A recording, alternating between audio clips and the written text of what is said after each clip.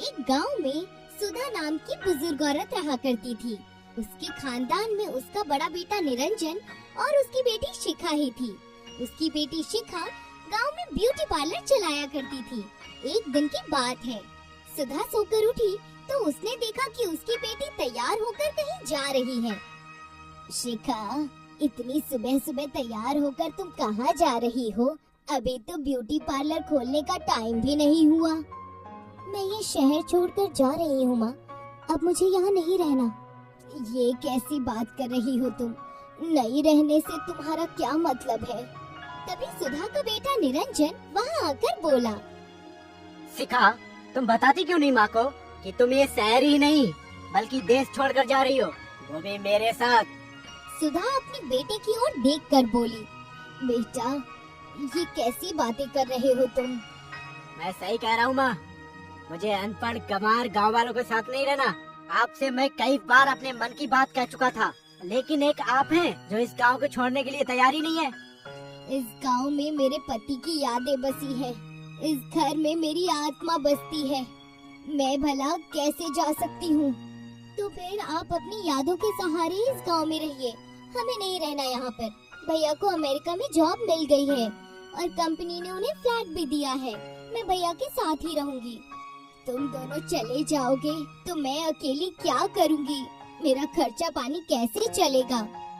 वो सब मुझे नहीं पता माँ, अगर आपको खर्चे पाने की इतनी फिक्र है तो आप भी हमारे साथ चलिए ना। नहीं तो मेरी बहन जो ब्यूटी पार्लर चलाती थी, आज से आप वो ब्यूटी पार्लर चलाकर अपना खर्चा पानी निकाल सकती हैं। इतना कहकर निरंजन और शिखा अपना सामान लेकर घर से बाहर निकल गए। सुधा बेचारे दिन भर रोती रह गई।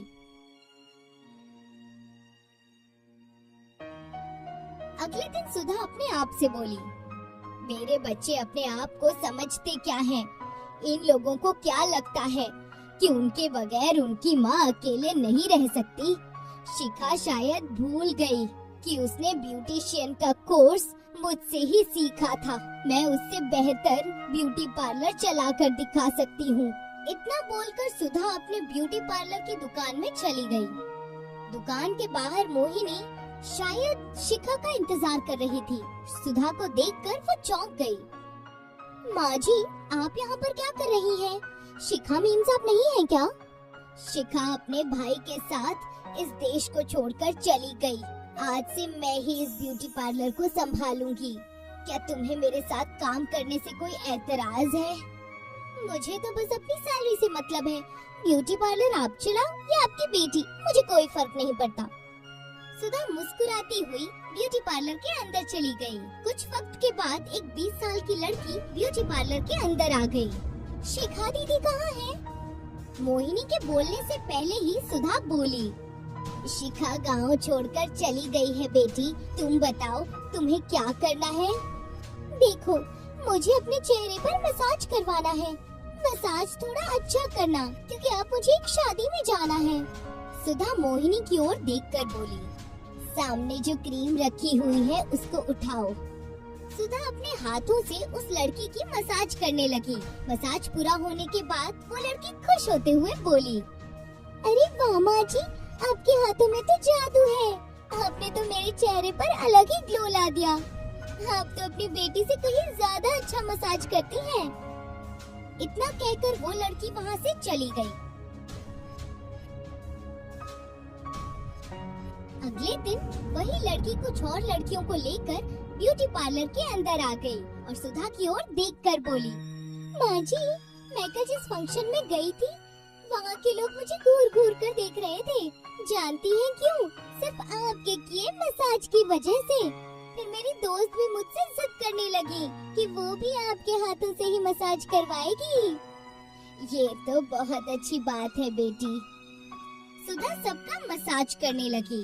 कुछ ही दिनों में सुधा का ब्यूटी पार्लर पहले से और ज्यादा अच्छा चलने लगा। वक्त ऐसे ही बीतने लगा। कुछ महीनों बाद सुधा के ब्यूटी पार्लर पर एक लग्जरी कार आकर रुक गई। कार के अंदर से एक लंबा चौड़ा आदमी अपनी बेटी के साथ ब्यूटी पार्लर के अंदर आकर सुधा से बोला, मेरा नाम करमदास है, मैं एक विधायक हूँ। कल मेरी बेटी की शादी है। सुना है कि आप मेकअप बहुत अच्छा करती हैं। ये तो मेरे लिए बहुत ही किस्मत की बात है विधायक जी, जो आप इतना यकीन करके अपनी बेटी को यहाँ लेकर आए। मैं आपकी बेटी को इतनी खूबसूरत बना दूंगी कि उसके शादी के वक्त उसके चेहरे पर से किसी की नजर नहीं हटेगी। सुधा विधायक की बेटी के चेहरे पर मसाज करने लगी। विधायक खुश होकर चला गया, मगर कुछ ही देर बाद वो कुछ गुंडों को लेकर आ धमका। ये तुमने बिल्कुल भी अच्छा नहीं किया। मैं तुम्हारा मसाज पार्लर बंद करवा दूंगा। ये कैसी बातें कर रहे हैं आप विधायक जी? अचानक आपको क्या हो गया? कुछ वक्त पहले तो आप बहुत खुश होकर गए थे। तुमने मेरी बेटी की चेहरे पर क्या किया है? जब से वो अपने चेहरे पर मसाज करवा कर घर गई है, उसके चेहरे पर खुजली हो रही है। जानती हो, उसका तुमने पूरा चेहरा खराब कर दिया है। मुझे शहर से डॉक्टर बुलवाना पड़ा। मेरी समझ में नहीं आ रहा कि मैं क्या करूं। कल उसकी शादी है, कहीं लड़के वाले उसका चेहरा देखकर शादी के लिए मना नहीं कर दे। मैंने तो उसी क्रीम से मसाज किया था जिस क्रीम से मैं हर लड़की की मसाज करती हूँ। वो सब मुझे नहीं पता। आज के बाद ये ब्यूटी पार्लर अब नहीं चलेगा। इतना कहकर विधायक ने सुधा को ब्यूटी पार्लर से बाहर निकाल दिया। उसके पार्लर में ताला लगा दिया। बेचारी सुधा मायूस मन से अपने घर पर थी कि तभी मोहिनी वहाँ पर आ गई। माँ जी, आपका ब्यूटी पार्लर तो वहाँ से बंद हो चुका है। अब मुझे मेरी तनख्वाह दे दीजिए आप। ये तुम कैसी बातें कर रही हो बेटी? अगर तुम अपनी तनख्वाह कुछ दिन बाद लोगी तो क्या तुम्हारा कुछ बिगड़ जाएगा? माँ जी, मुझे किसी चीज से कोई मतलब नहीं है। मुझे बस मेरे पैसे चाहिए, लेकिन इस वक्त मेरे पास पैसे नहीं है। मुझे तुमसे यही उम्मीद थी बुढ़िया। अच्छा हुआ कि तुम्हारे साथ ऐसा हुआ। इतना कहकर मोहिनी गुस्से में वहाँ से निकल गई और सीधे उस गांव के मुखिया के पास आ गई। मोहिनी को देखकर मुखिया मुस्कुराता हुआ बोला, आखिरकार तुमने वो करके दिखाई दिया जो तुमने मुझसे करने का वादा किया था। अब मैं इस गांव में अपनी बेटी का ब्यूटी पार्लर खोलूंगा और तुम्हें 2 गुनी तनख्वाह पर वहाँ पर रखूंगा। लेकिन अभी आपको उस बुढ़िया का जीना और हराम करना होगा। मुझे लगता है कि वो बुढ़िया ऐसे ही चुप नहीं बैठेगी। फिक्र मत करो, उसके लिए मैंने कुछ सोच रखा है। अगले दिन मुखिया कुछ आदमियों को लेकर सुधा के घर पर आ गया। सुधा से बोला, तुमने हमारे कस्बे का नाम खराब किया है, इसलिए तुम्हें इस कस्बे को छोड़कर जाना होगा। ये कैसी बातें कर रहे हैं आप मुखिया जी? सही कह रहा हूँ मैं। तुमने विधायक जी की बेटी का चेहरा खराब कर दिया। अगर तुम यहाँ पर रुकी तो पता नहीं तुम किस किस का चेहरा खराब कर दोगी। मैंने ऐसा जानबूझकर नहीं किया। वो सब मुझे नहीं पता। अगर तुम सीधे तरीके से यहाँ से नहीं जाओगी तो मजबूरन तुम्हें गांव वाले यहाँ से धक्के देकर निकाल देंगे। लेकिन मुखिया जी, मैं बुजुर्ग बेसहारा कहाँ पर जाकर भटकूंगी? मुझे उससे कोई मतलब नहीं, तुम यहाँ से निकल जाओ। मुखिया ने सुधा को धक्के देकर उसके ही घर से उसे बाहर निकाल दिया। सुधा बेचारी भूखी प्यासी एक खेत में जा पहुंची। तभी एक अजनबी औरत सुधा के पास आ गई। कौन हो तुम? तुम्हें काफी देर से देख रही हूँ। तुम्हारे परिवार वाले कहाँ हैं? उस औरत की हमदर्दी देखकर सुधा की आंखों में आंसू आ गए। वो रोते हुए अपने साथ घटी घटना बताने लगी। देखो, तुम चाहो तो मैं तुम्हारी मदद कर सकती हूँ। इस गांव के हाईवे पर मेरा घर बना हुआ है। मैं भी किसी जमाने में ब्यूटी पार्लर चलाया करती थी, जो कि अब बंद हो चुका है। तुम चाहो तो उस ब्यूटी पार्लर को दोबारा चला सकती हो और मेरे घर पर भी रह सकती हो। मैं कुछ सालों के लिए ये गांव छोड़कर जा रही हूँ। लेकिन आप मेरी इतनी मदद क्यों कर रही हैं? एक दूसरे की मदद करना अच्छा होता है, इसीलिए। लेकिन अब मेरे ऊपर कौन यकीन करेगा? फिक्र मत करो, तुम ब्यूटी पार्लर खोलो। मेरे ब्यूटी पार्लर में जो क्रीम रखी हुई है, तुम उसी क्रीम से ही लोगों के चेहरे पर मसाज करना और उसके बाद तुम देखना उसका कमाल। सुधा उस औरत के साथ चली गई और उसका ब्यूटी पार्लर आंखें फाड़ फाड़ कर देखने लगी, क्योंकि वो बहुत ही खूबसूरत बना हुआ था।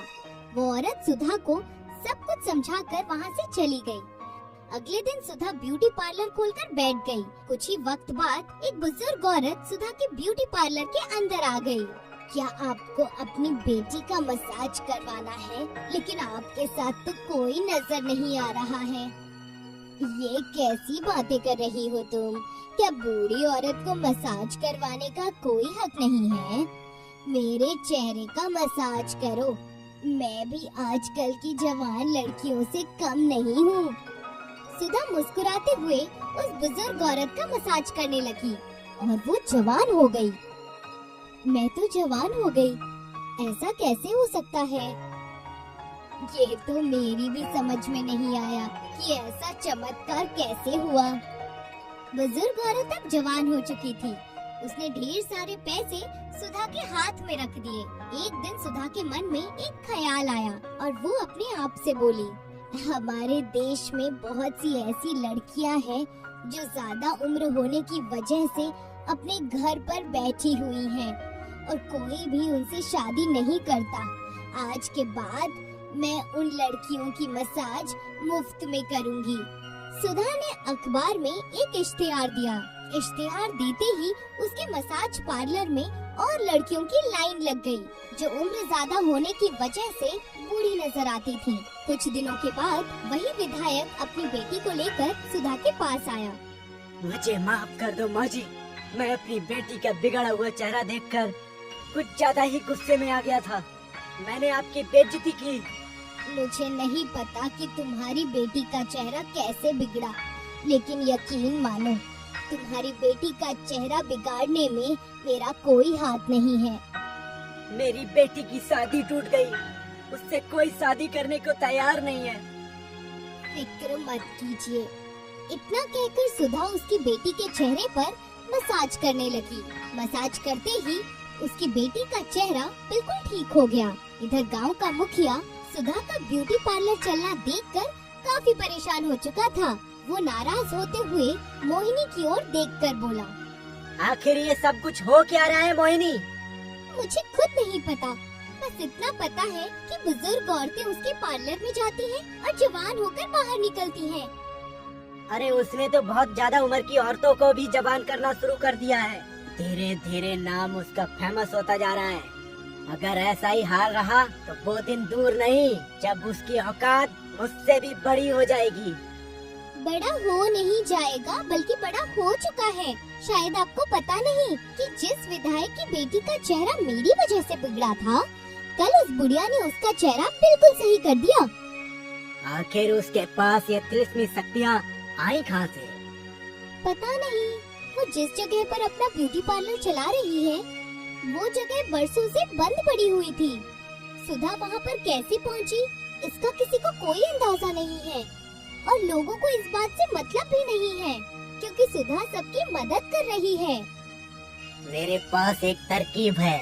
हमें इस रहस्य को जानने के लिए उसके ब्यूटी पार्लर के अंदर जाना होगा।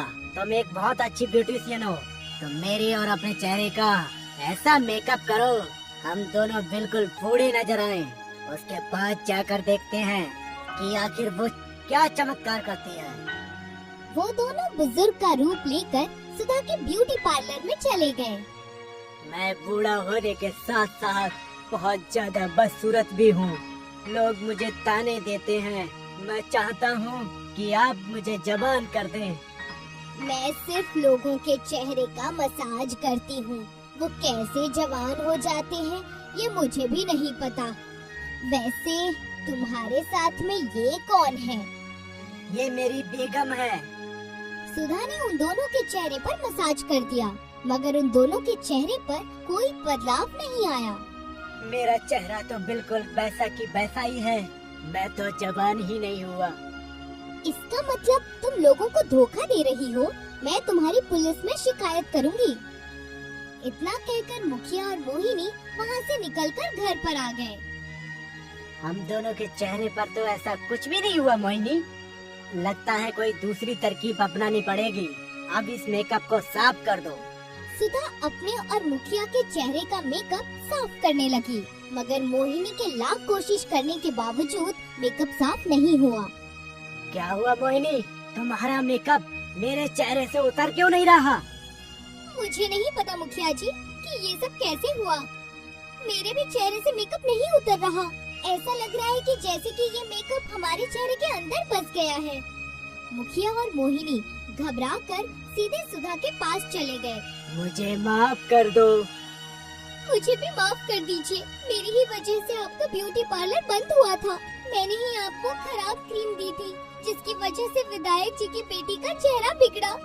और अब हम दोनों को प्लीज ठीक कर दीजिए। तुम दोनों यहाँ से जा सकते हो। शायद मालिक ने तुम्हें तुम्हारे कर्मों की सजा दी है। और रही बात जवान होने की, तो मैं सिर्फ लोगों का मेकअप करती हूँ। वो कैसे जवान हो जाती है मुझे भी नहीं पता। मोहिनी और मुखिया मायूस होकर रोते हुए वहाँ से चले गए। तभी वहाँ पर एक तेज प्रकाश हुआ और वही औरत जिसने सुधा की मदद की थी सामने प्रकट हो गई। कौन हो तुम? मैं मेकअप की देवी हूँ। तुम्हें परेशान देखकर मैंने तुम्हारी मदद की।